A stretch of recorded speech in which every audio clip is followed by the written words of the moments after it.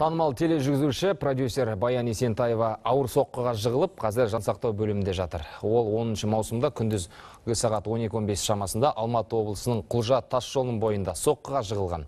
Куәгерлердің айтуынша, бір ер адам Баян Есентаеваны тапа-тал түсте жанармай құю бекетінің алдында қатты ұрып соғып пышақтап кеткен.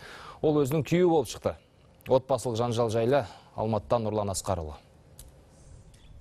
Оқиға куәгерлері дереу жедел жәрдеммен полицияға хабарласқан. Абырой болғанда жедел жәрдем уақытымен келіп, танымал тележүргізуші Баян Есентаеваға шұғыл көмек көрсеткен. Дәрігерлердің айтуынша, ол күрделі операциядан кейін енді есін жиып, өз-өзіне келе бастаған. Жағдай өте ауыр болған. Қан кеткен. Операция жасалынды. Операциядан кейін қазір жансақтау бөлмесінде. Қазір есі бар, сознание, сөйлеп жатыр. Мұрны сынған, оны челюстно-лицевой хирург көрді, бірақ та ол мұрны сынған кейінірек жасаймыз.